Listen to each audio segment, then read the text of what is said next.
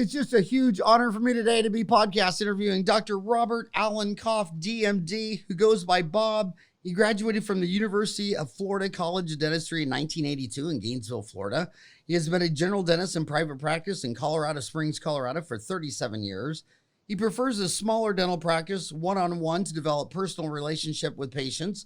This keeps the overhead low to allow flexibility to take time off and enjoy life outside the office.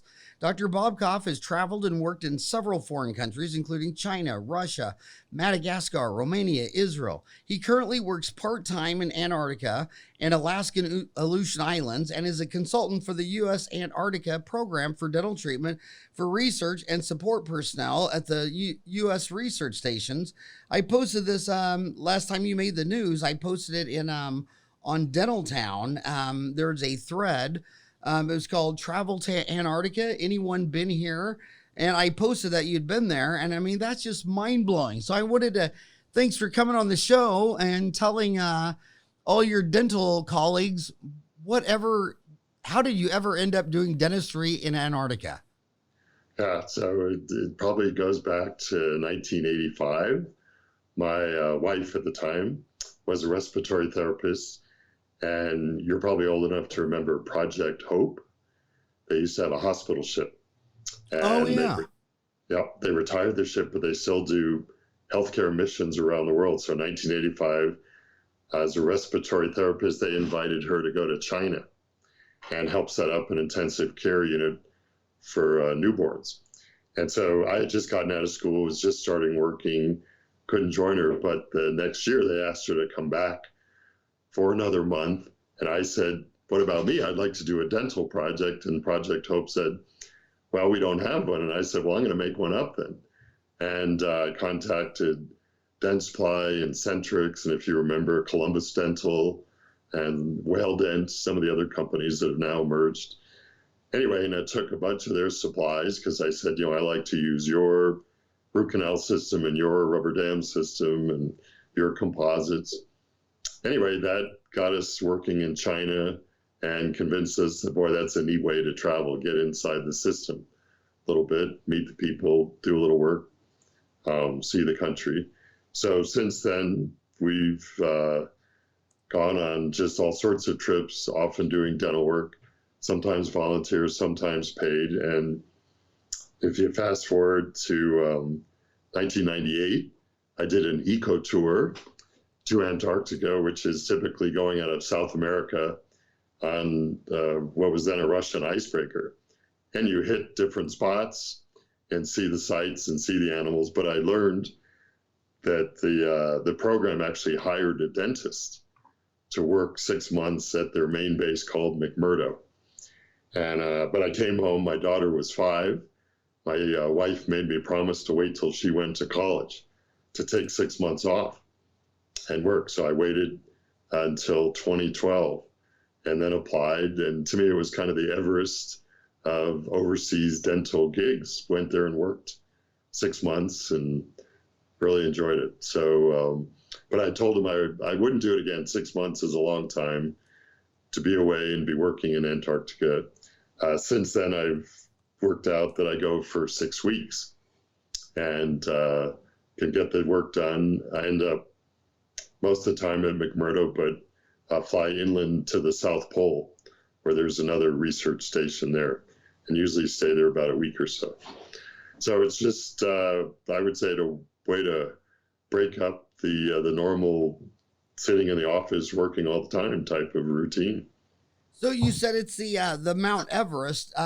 Did you ever see Mount Vinson, the highest peak in Antarctica at 16,000 feet? No, I have not. It's way far away from the bases, so never did get there. But at South Pole, one of the interesting things you learn when you go and you work there is McMurdo, the main base, is actually an island offshore, so you're at sea level. To get to South Pole, you fly about 900 miles, and you're sitting on top of 9,300 feet of ice. Is actually where the South Pole sits on a glacier. So you end up at pretty high elevation, and dealing with those issues as well.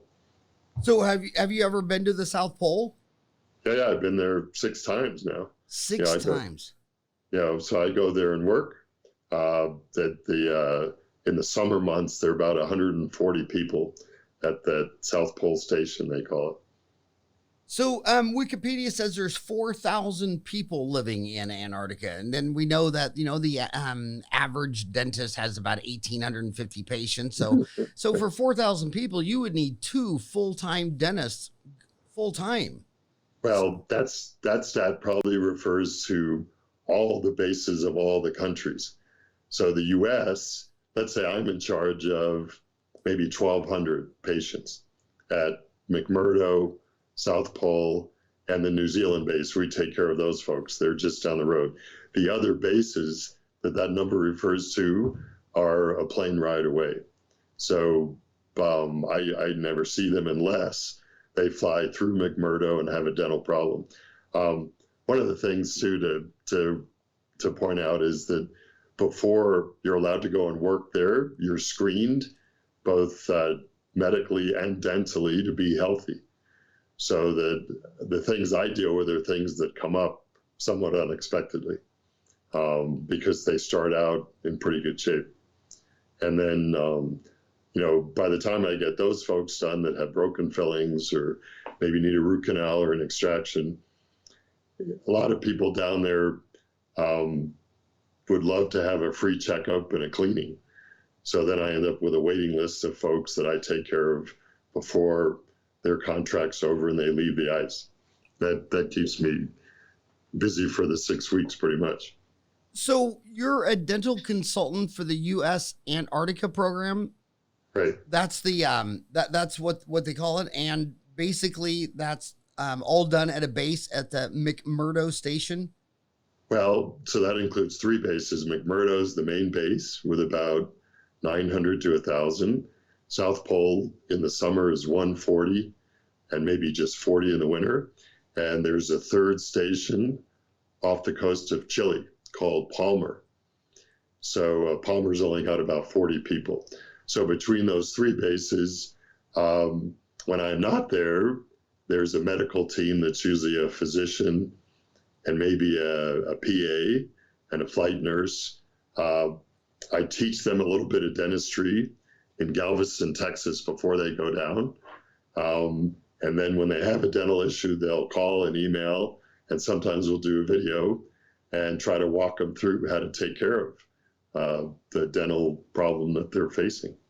Yeah. Or, Go ahead. Well, you or said that television. you said one of those stations was by close to Chile, and Chile's the closest next continent to Antarctica, correct? Right. So from Chile to the Palmer station maybe is only a couple of 100 miles versus McMurdo is about 2,500 miles from New Zealand, which is the closest piece of civilization.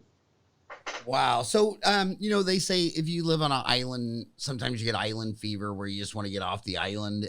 What is the general mood and psychology of a bunch of people living out there in those conditions? It's pretty good. They really do a good effort at, there's a lot of recreation. So at McMurdo, for instance, they have big fat tire bikes. You can go biking on the glacier. They've marked it with flags to keep you away from the crevasses. You can hike on the glacier if you want. You can climb, a couple of the little peaks in the area. There's a big indoor gym. We play pickleball and basketball and volleyball, and they have science lectures in the evenings. There's all sorts of clubs to keep you busy. There are a couple of bars if you want to hang out in the bars.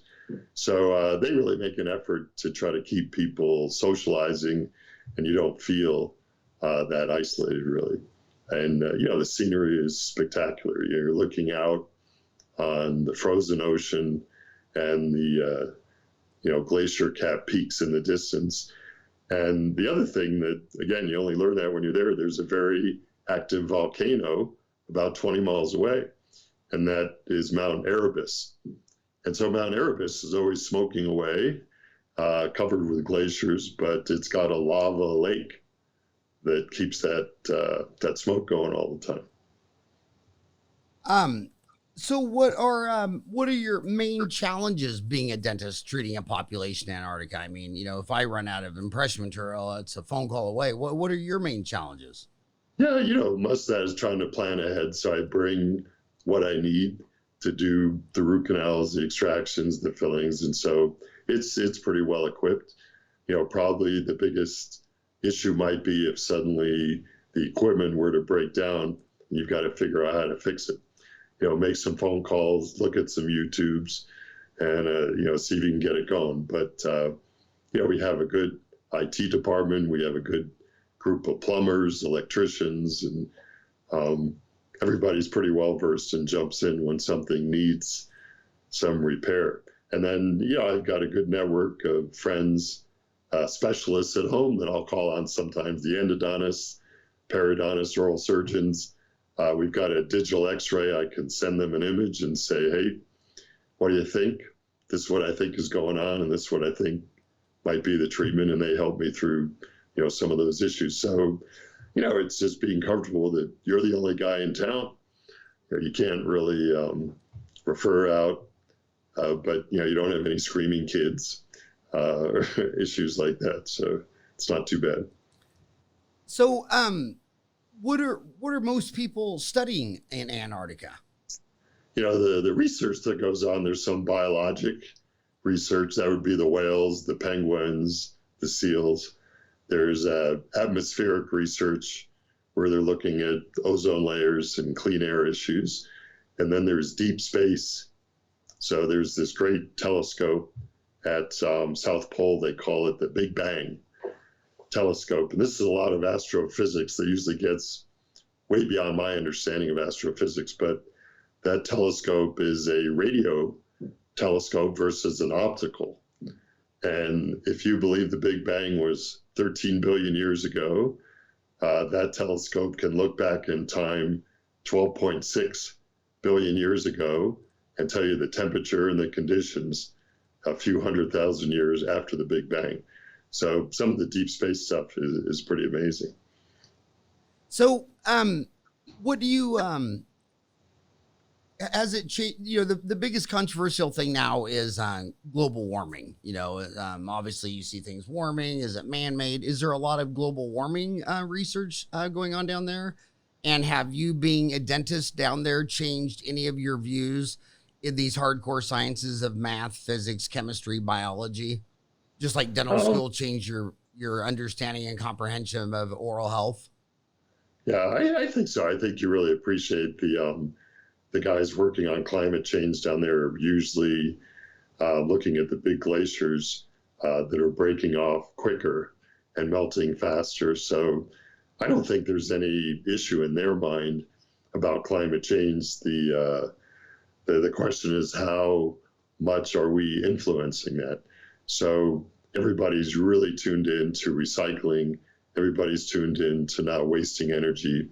They offload 6 million gallons of fuel a year to keep that base going. And that includes South Pole. So, I think when you come home, you're much more aware of just not being wasteful of energy or resources. And so it's kind of nice to be in a community where everybody is tuned in to that type of information. Do you see, there's a lot of Elon Musk is in the news all the time. And I love Elon Musk because, there hasn't been hardly any auto companies created in the history. I mean, from Daimler-Benz in the late 1880s to the last auto company just recently. I mean, it's like 20 guys have started, a car company that's made it last. But he's always talking about life living on Mars. And I always stop and think, well, I mean, Antarctica on its worst night is 213 Kelvin. The dark side of the moon and the dark side of Mars is 5. It's like, well, why would you go live on a rock where nighttime is 5 degrees Kelvin if you've seen hardly any interest in living in Antarctica? Yeah, no, I agree. I'm not of the opinion that I want to go live even at South Pole in the winter. There are people that seem to love that darkness and the isolation and the quiet.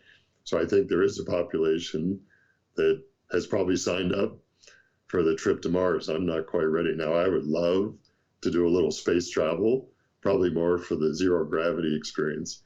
But I still like sunshine and social interaction and the ability to go out and break a sweat every now and then. So are you the only dentist there? I mean, are you working without the advantages of any specialist? I mean, if you have something, it's you or nothing. Right. Yeah. It's just me. I'm the only dentist in the program right now. Typically, they've had people that come and go for a year or two, but I've stayed with it for about 7 years now. And, when I'm not there, I'm coaching the medical folks who often have very little dental training, how to deal with dental issues. And when I am there, if I have an issue that's a little out of my comfort zone, then I'm going to call the specialist friends that I've made here in town and get their opinion on some things. So I feel like I've got a pretty good network to reach out to. But it's kind of fun to be, it's one of the few places where you show up and everybody is really excited about the dentist coming. You don't get that many places. So I assume you're talking to your friends back in Colorado Springs, Colorado. So you have an internet connection, Wi-Fi, you have all those luxuries? We do have internet, so we can do emails and phone calls through satellites. I'm considered support personnel. I'm not a researcher. The researchers get the Wi-Fi and they get the big bandwidth. We get what's left over, which does not include Wi-Fi. So anyway, we're pretty well connected at McMurdo. South Pole is much more limited. There are very few satellites that are tasked to be near South Pole to give you a signal so that you only get a couple hours a day at South Pole where you can make a phone call or send an email. And so you have to plan around that and just make that work. And that's because all the humans are living in near the equator. So there's just not really a commercial reason to put big communication satellites over that area, correct? Right. That's exactly right. Yeah, we just get communications when they're passing over, usually a couple hours a day. And the one I would say the upside is there's no cell service, there's no texting, messaging, any of that. And so it really promotes much more social interaction around mealtime, around times where you're not working, you're sitting and talking and doing things with people because nobody's looking at their cell phones or their tablets or anything else. Well, I was blown away when I saw a while back where 90% of the world's people live in the northern hemisphere, with the sweet spot being 20 to 40 degrees north. And they have this chart. So, I mean, there's just would be no commercial reason to put a satellite over Antarctica. I mean, and it's hard to justify South America when 90% of the people live north of the equator. That's an amazing fact. Like people have been complaining about maps since day one that they put the north on top. Well, Right. that's why they put the north on top. That's where everybody was living and traveling, and those maps did include Antarctica for a long time. So what type of dentistry do you like to do? I'm a typical general dentist. So, fillings, exams, cleanings. Even in my practice in Colorado, it's very small. I do my own hygiene. I have one full-time assistant. So, root canals have become easier with the nickel titanium rotary systems. Extractions, for the most part, are pretty straightforward. So, I tend not to like removable. So I really don't do partials, dentures, things of that nature. I did implants for a while, but I found I really wasn't doing enough to feel like I was staying current. So when I'm home, I'll have the specialist do the implants and I'll do the restorative part. And I still enjoy that. But, I think I really like the variety that general dentistry, you're a general dentist, I assume, right? Yes. Yeah. So I did yeah, two really, 12-hour days. This is Wednesday. I did 7 to yeah. 7 on Monday and Tuesday, and going back tomorrow and Friday. But yeah, yeah. So it's basically just a family practice in Antarctica. And when you're calling your specialist, what issues are you usually calling them for? Oh, like I had an issue where somebody had an apico that was failing, and the question was, is there any more? And I'm not real comfortable doing apicoectomies or trying to redo it. And this was actually a case I did in Russia when I was working there in '96. And the last effort was, well, you can do a reimplantation, pull the tooth out, treat it in your hand, cut the root, put a filling, stick it back in, and split it for 2 weeks. And so, kind of walked me through that process, and it worked pretty well. So that was kind of nice. It's kind of interesting. I probably did that, a handful of times. I don't know, maybe 5 or more times back in the late '80s, early '90s, and Yeah, then it was G. John Schoeffel and endodontist in Southern Cal that basically schooled me that on Apico, the highest success rate is always a retreatment. Just try to get in there and retreat it. And right. and if you can't retreat it, now it goes to an extraction and an implant, because you can look at insurance data, and that name is just that procedure has just plummeted to near nothing. Right. I mean, it was a very common procedure when I got out of school in '87, and now it's almost gone the way of the dinosaurs. Yeah. Yeah. So, I've done a few retreatments. Those were a little tough. In Antarctica, I did, I think, one or two where I had to track down the chemistry folks and come up with some chloroform. And they were a little concerned. Why do I want chloroform? Because they thought maybe I was going to use it on my snoring roommate. But I assured them there was a medical reason I needed some chloroform. Yeah. So the University of Texas Medical Branch, they're a big part of what you do, right?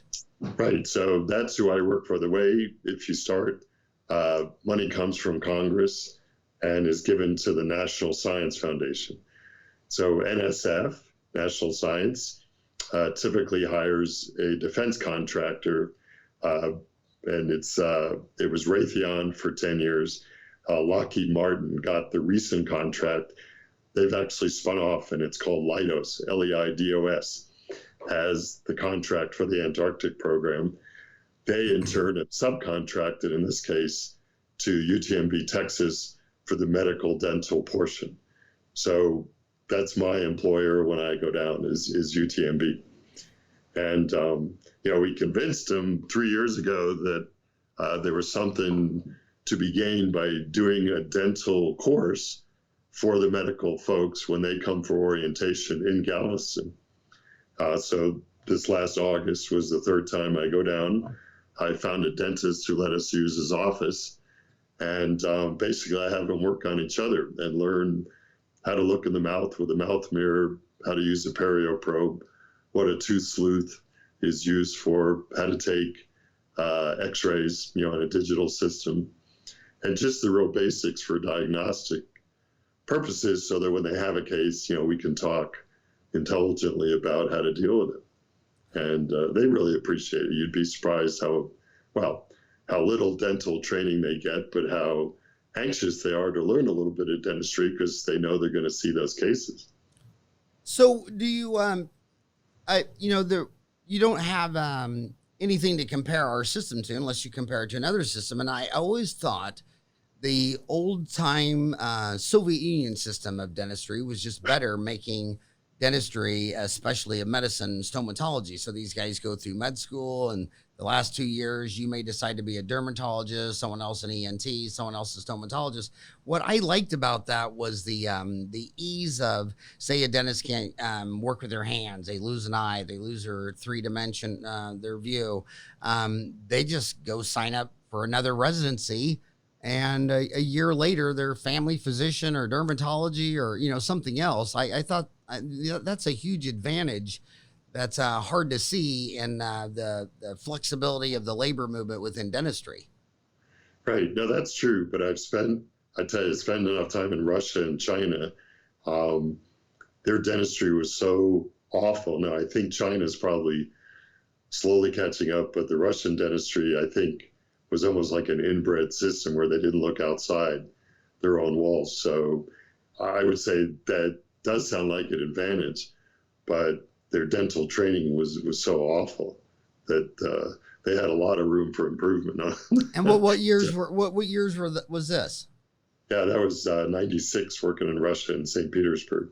So yeah, it's been 20 something years, but I had a dental assistant who was a Russian dentist, and the other assistant was actually a Russian pediatrician, because they could get paid a lot more in the clinic we were in than working in the Russian system. And the cases that would come in, you just see a lot of awful dentistry. They just were not.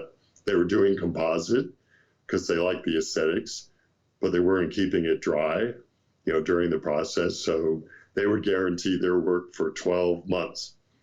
And after 12 months, all bets were off. They were still hammering crowns. They call them swedge crowns. They kind of put them on with a hammer and then crimp them at the gum, at the margin.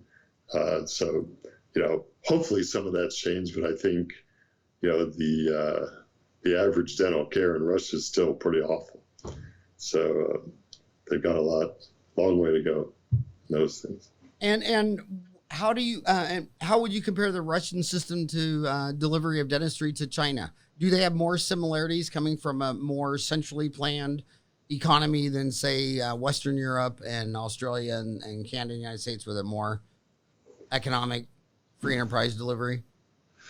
Well, in theory, Russia's a democracy and China's communist, but in truth, I think China's got more free market systems going today than Russia does. And I think part of that is the mafia is still alive and well in Russia and really makes it very tough for private business to get going and use any modern equipment.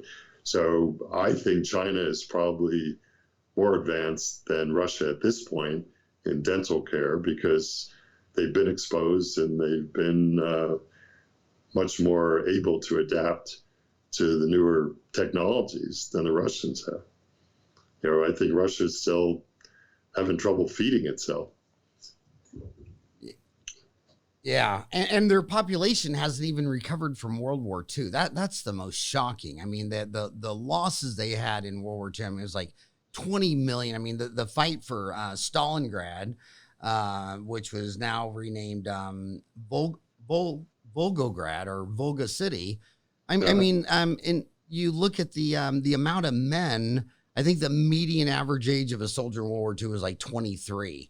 So the complete disappearance of all the Russian boys around the age of 23 to 22, 24, their population hasn't recovered. I mean, it's just so amazing that that 70 years ago, it still has a massive effect on the Soviet Union and their psyche.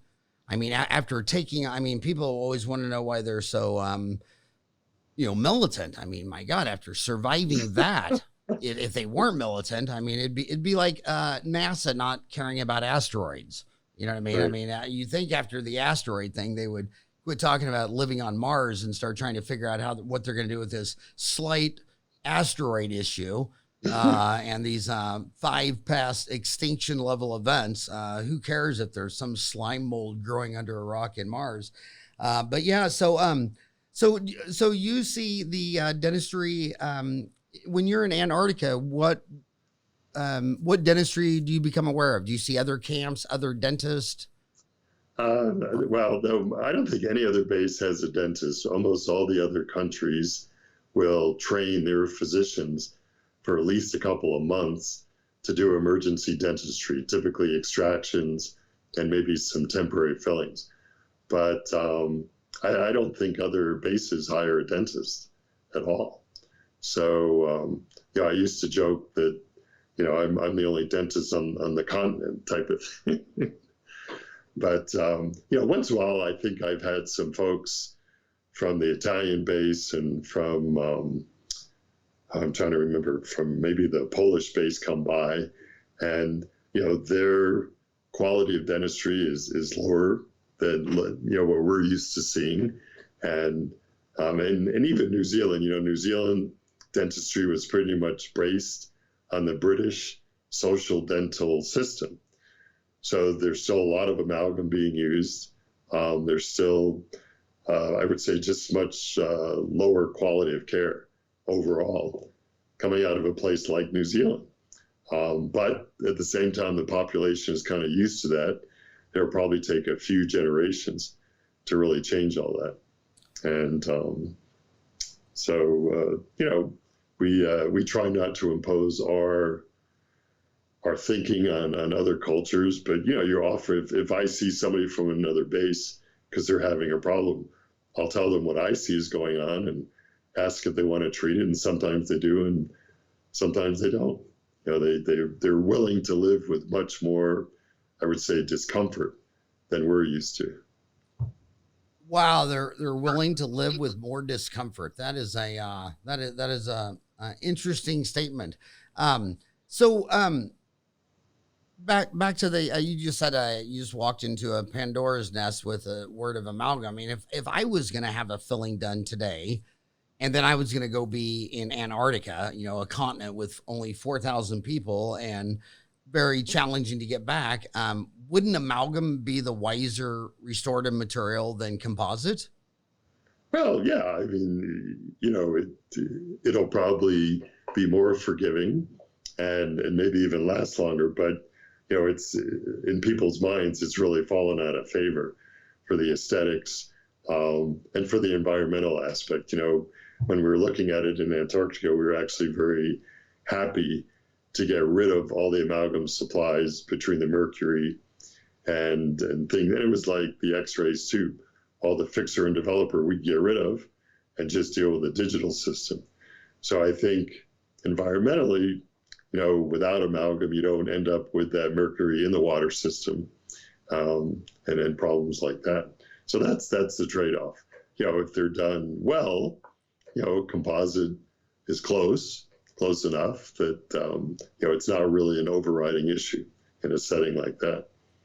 Well, dentistry is kind of it's a running joke on Dental Town since 1999.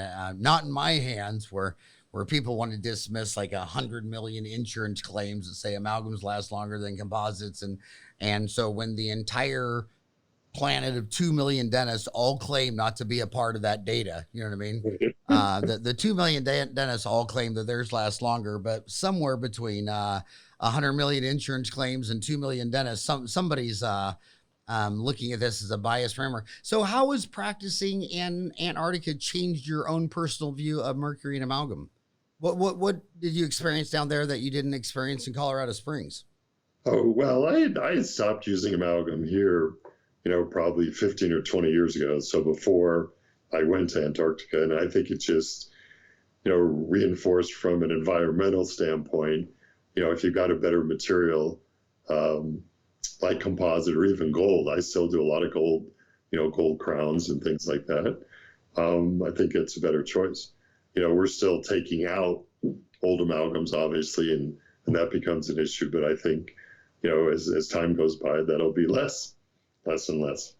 And they haven't even started a global discussion of the other issue of mercury. Like when everything I'm reading is we placed them for a century.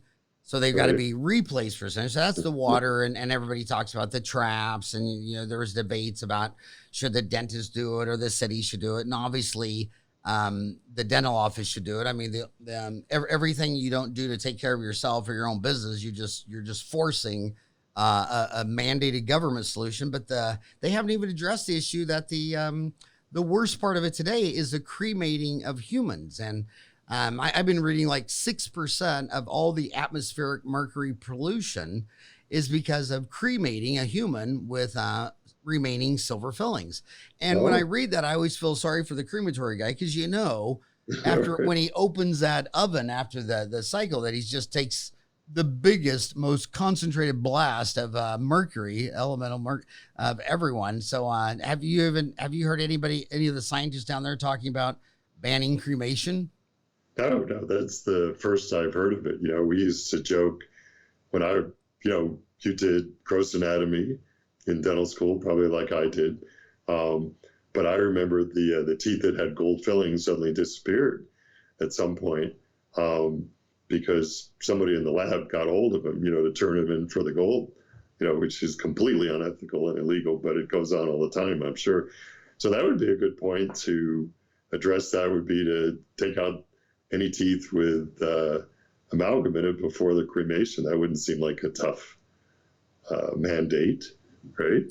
Yeah, and I think cremation is one of the biggest. I mean, your life is over, and the last thing you do is flip off the entire biosphere by not returning all of your elements and molecules and compounds back to Mother Nature to be recycled. I mean, my gosh, we take fish out of the ocean, but we don't even replace it with our poop after we're done digesting it, so that everything on the bottom can feed, the eukaryotes, prokaryote, everything that would nourish the fish at the top.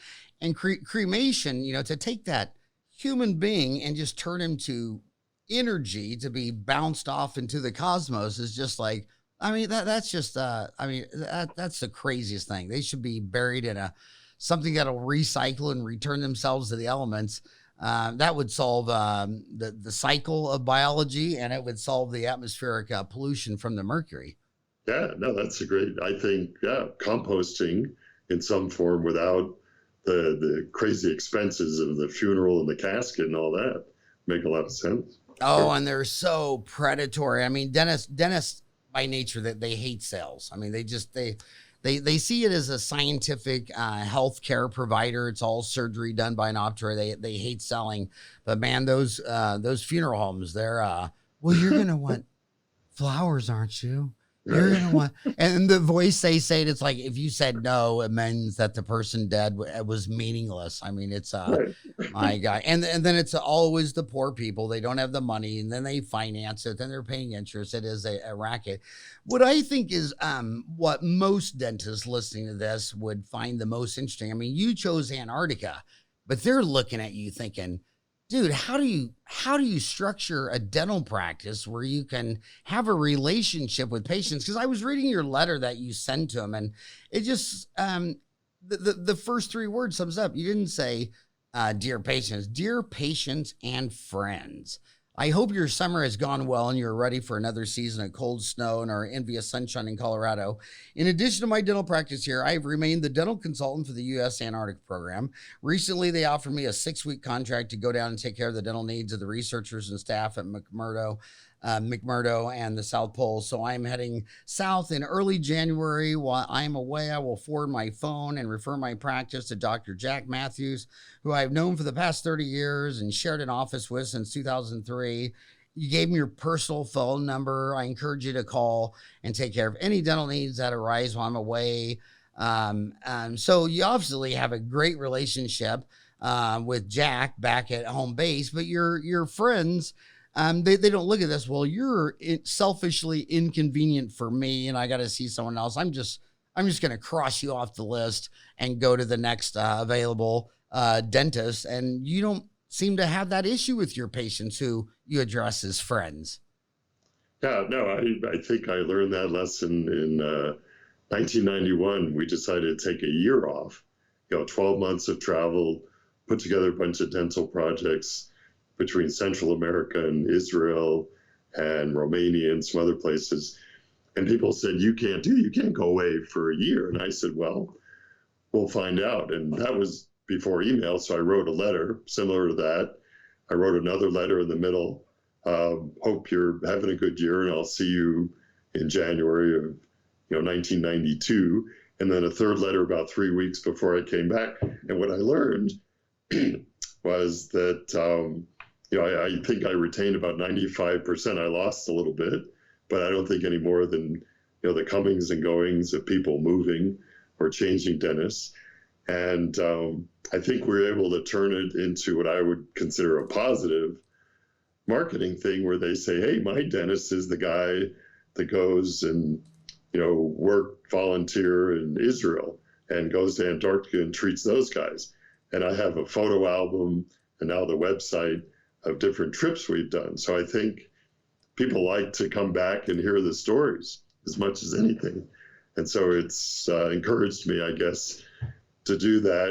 And the really interesting thing, too, from a marketing standpoint is, just a couple of weeks ago, the schedule was getting a little slow, but I knew it was about time to send out the notice that I'm going away, in this case, 3.5 months to Antarctica. And as soon as I send that out on an email, it creates this sense of urgency. And I get all sorts of phone calls from patients who, oh, I want to see you before you go away then, though I haven't seen maybe in a couple of years. And so it fills the schedule up, and, it all seems to work out pretty well that way. So it is, we create, the stories we tell ourselves creates our problems. And here you wanted to take off a month or 3 months or an entire year, and you just successfully communicated that mission and that purpose and that value with your patients. And I'm not surprised they thought it was cool, and they probably made them have a deeper relationship with you.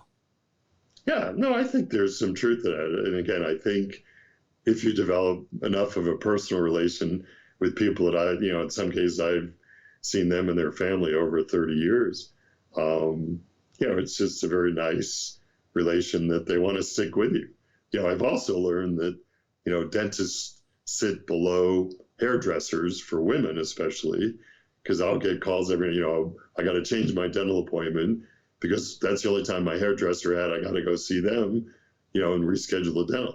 So it's all about trust and relationships and how that goes forward over time. And their values, whether you agree with them or not, it doesn't matter. They're their values, and they're not asking you for your values. I've had twice this month where someone said, no, I can't do anything. I just spent $5,000 across the street on my dog.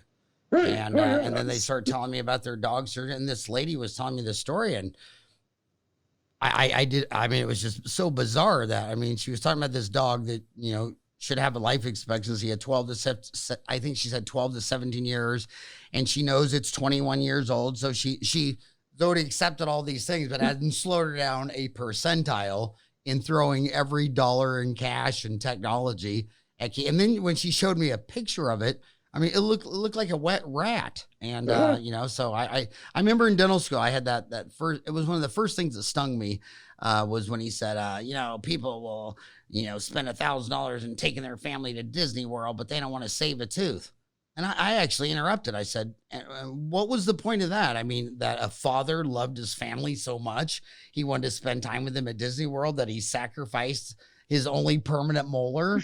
Right. This is a romantic story, right? Should we clap, cry, and you're talking it down. And it's like, I just thought that was bizarre. Just like another institute I went to that I see that you've gone to too, was talking about, the A patient, B patient, C patient, D patients. And when he said you should, and then he described the whole thing. And then when he said that you should just work on A patients, I thought, okay, well, my entire pedigree fits in that CDF. So what are you saying? I graduated from dental school and turned my back on my family. And that was kind of my love affair with Rick Kirshner, another dentist in Florida, where he was just he was just only focused on the lower income market. And he couldn't care less what you were doing at your Mercedes-Benz dealership. And then whenever you complained about he's like, you don't even make a used car. You don't even make a basic Chevy. Why are you even looking at my model? You're not even addressing that model. So you probably are well aware of Rick Kirshner growing up in Colorado. Yeah. Oh yeah. Is he? Would you say he's the most controversial dentist in Colorado state history? No, that would be Huggins. Hal Huggins. Yeah, that's so to the young listeners, a quarter of our listeners are still in dental kindergarten school. They probably never even heard of Hal Huggins. You and I lived through it, but you were a lot closer. What was your how would you describe that career to the next generation of replacement dentists. Yeah, I know. So Hal Huggins was the Mercury crazy man, and there was a dental colleague who had a broken amalgam and decided, I'm going to go to Hal, and because Hal worked here in Colorado Springs when he was still alive, and see what the process is. So he came in and we're going to replace this awful silver filling, and replace it with this. So they set it all up, and he had some kind of garage made meter of some kind that he could claim he could measure mercury levels. Well, anyway, the day my friend went in, he had his filling replaced, and then he came back later to check it all, and the things didn't check out the way Huggins had predicted. And so he starts questioning him, and he suddenly jumps all over when he says, "Oh, you had orange juice for breakfast? That's what screwed it all." So, Huggins was, I think, a real charlatan who appealed to some people, but certainly was not respected in the dental community. And, I've had patients, and you've probably had patients that say, "I want to replace all my amalgams. What do you think?" And I said, well, my opinion, there's no scientific evidence to back that up. But, if you've done some reading and you feel like you're an informed patient, and let's say I had one case, a woman who had been diagnosed with chronic fatigue, which is one of those things which means we don't know what's going on. She was kind of grasping at straws. And I said, I'll do it. I think she had 4 or 5 amalgams. But as long as you understand, I don't expect any improvement. And if you do get improvement, that's great. But that's not something we can count on. So, that's my feeling with amalgam. When they break down and need to be replaced, that's a great excuse. But otherwise, I've seen some that have been in place 50 years and look great. So, I don't knock them. Yeah, the mercury thing is so emotional. I mean, I'm you're talking about your patients bonding with you because I think they feel you had a greater interesting purpose, and not only were you their local dentist, but you were a dentist for those in Antarctica. I remember when I opened up my practice, I had a hard time psychologically getting motivated because it was just painfully aware that I was practicing in Phoenix, which at the time was the 3rd largest unfluoridated city in America. So we blocked off Fridays for what I thought would take us 6 weeks to fluoridate it, and it took like 2 years. And I really thought it was so cool how the patients really thought that was cool. The staff really thought it was cool. It just kind of set the table straight. I'm on Hal Huggins. I'm reading the summary administrative law judge's conclusions about Hal H. Huggins DDS. Oh, but back to the fluoride deal, that a quarter of Phoenix was just they didn't understand how to approach mercury. Like they would bring in to me and show me like a rat poison or something they bought as a poison for insects or whatever, and they'd show me how one of the ingredients was fluoride. Right. And I'm like, yeah, there's 89 naturally occurring elements on Earth, and that's one of them. But they didn't understand that, water could, in biology, it's all concentration. It's all how it's done. But yeah, 1995, the Colorado State Board of Dental Examiners held 12 days of hearings related to complaints brought against Hal Huggins. On February 29, 1996, law judge Nancy Connick recommended that his license should be revoked. Huggins didn't appeal. And that was the end of that charade. So you think deep down inside he knew this was charlatan territory? Oh, it's so hard to tell. I unfortunately think he probably really believed he was doing the right thing. But I mean, but that's the whole definition. So I mean, so you believe that deep down in his heart, how Huggins thought he was doing the right thing and was everyone else just didn't understand, as opposed to I know this lady is the funeral parlor. I know you just lost your spouse, so I know I can sell you on all this stuff. So you think in his heart, the best of your knowledge, in his heart, he thought he was doing the right thing? Huggins, yeah. No, the funeral thing, I think no. I think they're looking at bottom line dollars, when they're trying to sell you all the funeral services. But I'd love to shift for a second, just talk fluoride, since you brought it up. Yeah. I don't know if you know the history. Colorado Springs is where fluoride was discovered to be what it is. We are the biggest city now in the state of Colorado that does not have fluoride in its water. And what do you so tell the kids the story, because that was an amazing story. So basically, my understanding of the story, and I think I've read, I might have read everything that was on PubMed. I mean, I think at one time I had 5,000 printed out PubMed citations, all organized in my notebooks, because you would be called to these debates. And but basically they noticed that some areas in around where you live in Colorado and Texas, they had a really low decay rate, and they were also dark brown, and they never ever considered it was fluoride, because back then they couldn't measure in parts per million. So they were only measuring, maybe parts per 100 or parts per 1,000. And it wasn't until they could get 6 placements over at parts per million where they started to see it started to make sense. Is that how you view the story? No. Well, so McKay was a periodontist, 1908. He was the one who was credited with noticing, and it was called the Colorado brown stain, that his patients with excessive brownness weren't getting cavities. He spent 20-something years. He figured out it was fluoride that both caused the brown stain and the decay prevention. Called in the Public Health Service, so it was, I think, let's add somewhere in the 30s or 40s, they confirmed it was fluoride. They did the studies that said, could we use less?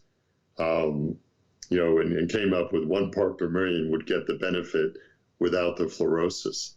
And so I think it was Grand Rapids, Michigan. Does that sound right? Yep. Was the first city to artificially add fluoride, did the studies before and after, showed a 70-something% reduction in decay in kids, as a result of water fluoridation. That became the standard. But what's changed in Colorado since then is our city now imports a lot of water from other parts of the state. So the local water, which is still too high, they actually remove the excess fluoride, and it has the right amount. But 2/3 of the city that imports its water, now I think it's at 0.2 parts per million at best. And so I think we see higher decay rates. I tried to get the city to consider adding fluoride in 1998. They agreed. They built a fluoride system. And 1 week before it was going to go online, the opposition showed up, made a big fuss, and so they never turned it on. And so they spent $2 million to create fluoride systems that have never been used. And it's really unfortunate that it's that controversial, because to me it's a no-brainer. And how big is the controversy? I mean, what percent of Americans do you think are not into this and don't want it in the water? And what do you think the main reasons are? The reasons that I've seen, the anti-fluoride groups, that it's poison in high concentrations, which we agree with. There was some study that supposedly said, even the regular fluoride, which is now at 0.7 parts per million, that's the recommendation, causes lower IQ. Some study came out that hinted at that, and so they grab on that. And in our case, the argument they used that unfortunately swayed the city council was that, hydrofluorosilicic acid, which is one powder form that's used, across the country, is a byproduct of some pollution scrubbers, and just completely, getting that, out of context. But that was enough to create some doubt. And it's similar, do you remember the recent controversy, is dental flossing useless? And it turns out that story, as I remember it, was a company that says We like to give our certification and endorsement, but we've tightened our regulations. So flossing no longer meets those regulations because there haven't been enough studies. That got interpreted that flossing was useless.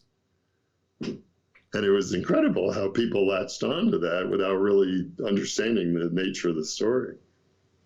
Yeah, and I think it took their mind out for a 5-mile ride that we operate in a comprehension where a lot of things can't be proven on a randomly controlled double-blind study. I mean, think of all the human rights atrocities we would have to commit Right. to put everything we believe about human health, dentistry, diet, nutrition. I mean, it would be crazy, crazy to say. So, what is your long-term perspective now? I mean, when are you going back to Antarctica? How long do you see yourself doing this? Yeah, so I'm heading back end of November. I'm going to actually go to the base I mentioned off the coast of Chile. It's called Palmer, and they've never had a dentist there because it's such a small base. Usually they just put you on a boat back to Chile if you had a dental problem. But I convinced them I could do some training and bring some new equipment.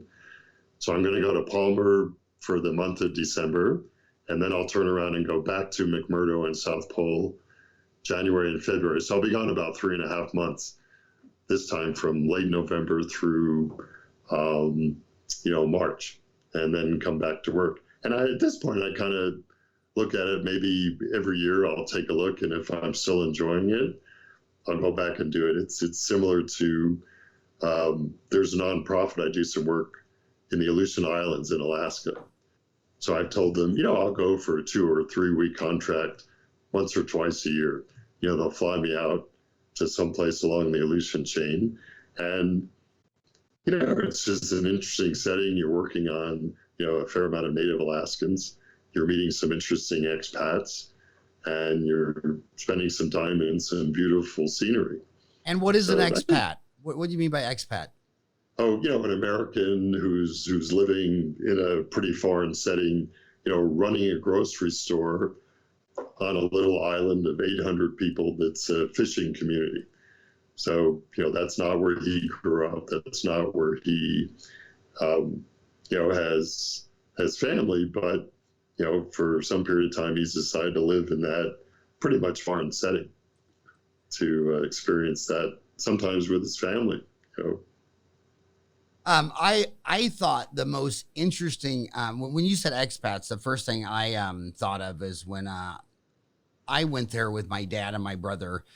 We flew into Anchorage, and we drove down to Homer, went halibut fishing, Kenai salmon, and then turned around and drove all the way to Prudhoe Bay.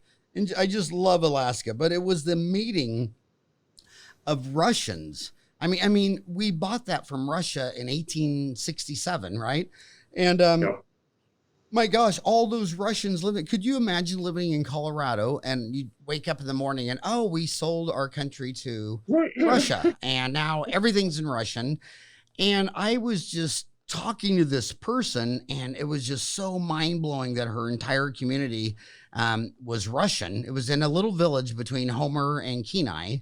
And I was talking to other dentists there when I lectured there, and he says, I said, do you have friends there? Do you know people? And he goes, no, I kind of don't want to go in there, and I don't belong, and I just never done that, but I did it because I'm just naturally inquisitive and stupid, and didn't think of the risk. But my gosh, that was just so mind blowing for me, my dad, my brother Paul, to sit there and think what they must be going through, and they still want to just have their Russian community, and they didn't really.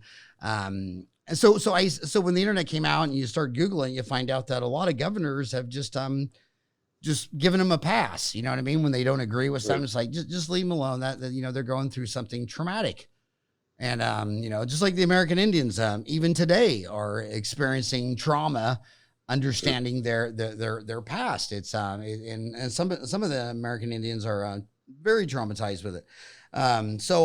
Interesting stuff. So I can't believe it's already been an hour, but I want to talk about your special relationship with John Matthews, because Um, what is that like for talk to young kids? Because I always, when they say they want to learn implants, I always say, well, walk across the street and tell that Right. to your periodontist. Why are you getting in a jet and flying to another state and dropping $3,000 when this guy actually would probably like to have a friend and a buddy, and he's right there. And then whatever you didn't pick up correctly in class, now you got a friend to bail you out. But they're just, my homies are, to get naturally selected in dentistry, what comes with the A in calculus and geometry and trig means that it's hard for them to develop these types of relationships. So how did you and John form a relationship where you can just say, hey buddy, I'm leaving for a year, best of luck to you, and he shakes your hand? Yeah, so John goes by Jack, and my whole career I've always leased space in somebody else's office. But I've always had my own practice. So we pretty much call that space sharing. And I've done it three times, in the course of 30 something years. And it's always been a very nice relation to have another dentist to share an office, but still feel like I have the autonomy to have my own practice and do it different ways. But, we can share ideas and share philosophies and cover for each other when we go away. So, Jack has a big practice, probably 8 full-time people. He's running 1 or 2 hygienists, a couple of assistants, and he's happy they're, working away. And at the same time, I think he likes our relationship, and he likes to help me out, and he really does help me out to be there, knowing that I like to go away and do these kind of things. So it's a matter of just finding the right person that, can respect something a little different than the way they're doing it, and we still have enough common ground that it's always very pleasant to sit and talk about cases together or things like that. There's always a thread going on this issue, and there's one that's active today about space sharing. Is there any economic framework that you've learned over 3 decades that you can share with the young kids? Because basically the conversations are always the same thing. I got a dentist's office, it's a complete dental office, but I only use it Monday through Thursday. I'd like to rent to a specialist to come in on Friday or Saturday, all the way to just space sharing where I want to share all this overhead. But my practice, any technical lessons that you could pass on to the young? I think you've got to just be honest with each other. Jack and I have been together 16 years, and it's on a handshake. And so we don't have a formal contract. We pretty much just have an understanding that as long as we get along and we understand each other's needs and wants, and I'm helping cover his overhead, basically. But if for some reason the relationship wasn't working, then you hope you can part friends without talking to lawyers. So, all my space sharing have always been on a handshake with somebody where we sit down and just talk as friends about, I'm looking for one op to work with. I need a little office space for my stuff. I need enough space to put a laptop computer in the op for my digital system.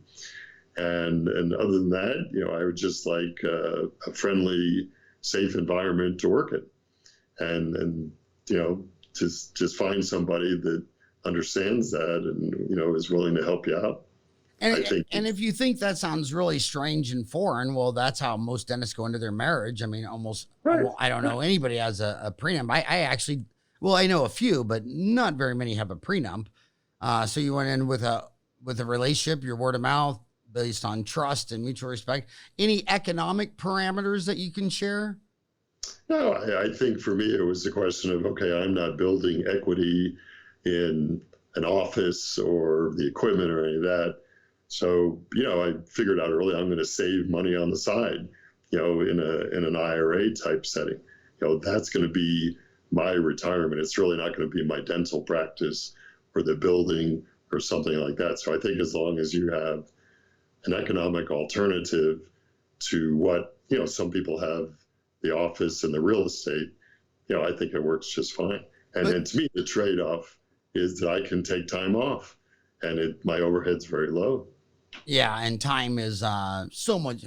When you have no money, then you sacrifice all your time. But once you have money, time is the most precious. But back to economics, did you pay him a percent of your production to use that space, or?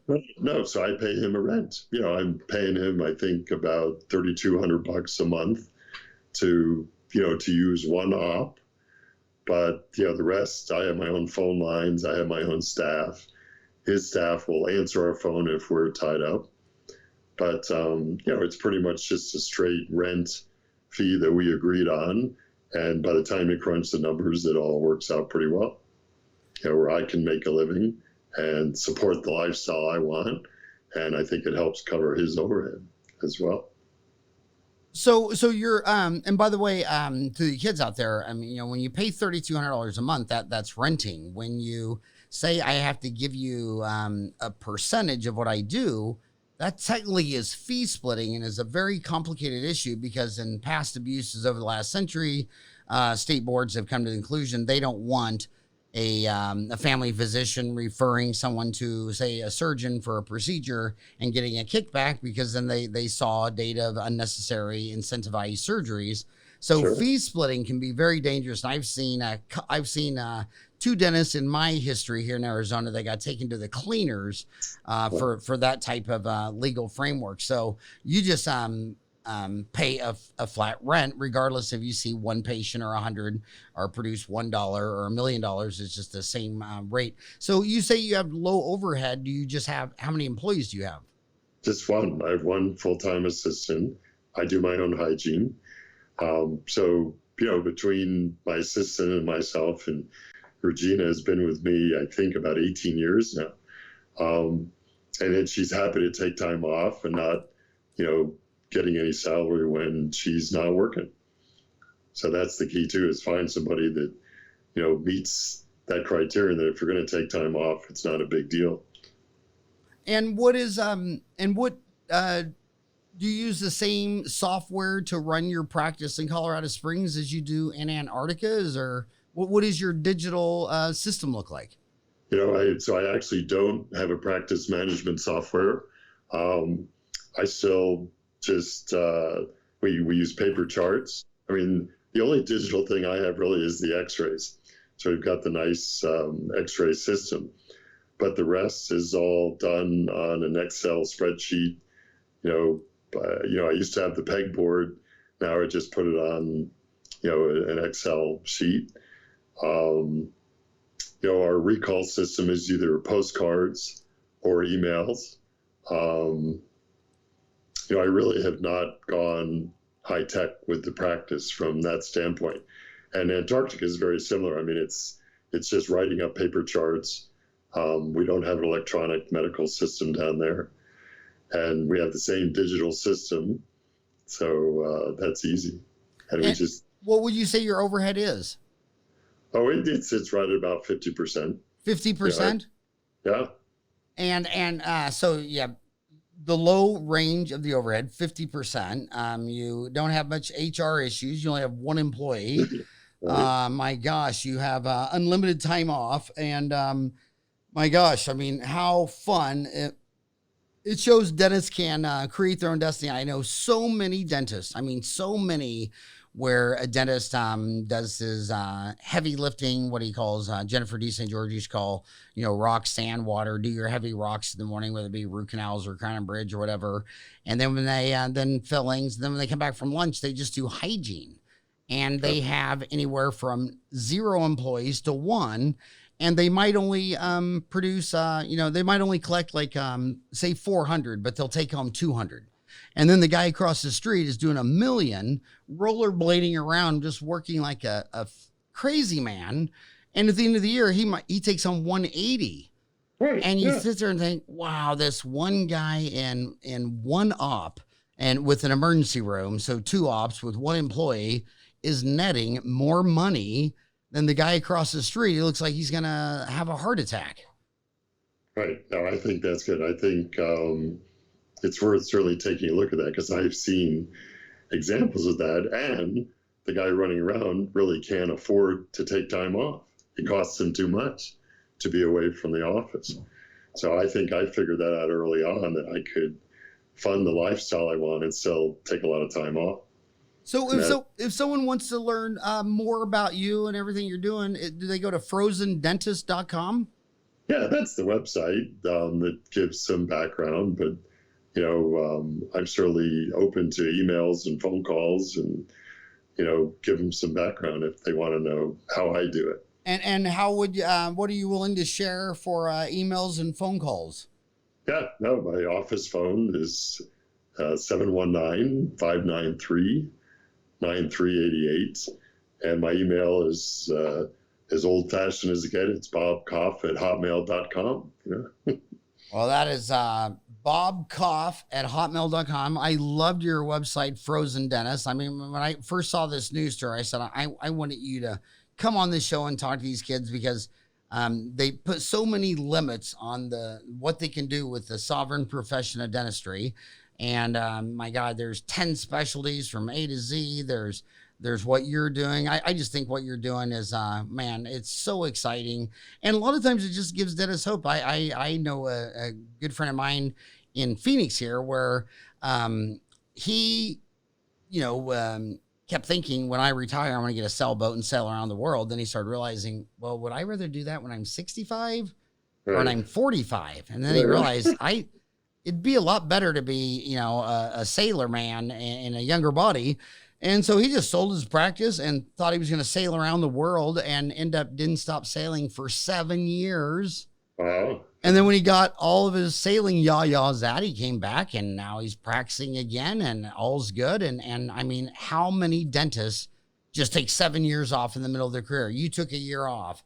Intel has a program where every 7 years you work, they give you a paid 6-week sabbatical to go do something other than work. Go take care of yourself, nourish your brain. And so kudos to you. You're the only dentist I've ever met, heard of, or talked to that practices in Antarctica. Thanks for coming on the show and sharing your dreams and stories. And I hope it motivates some kid to think outside the box. Great. Thanks so much, Howard.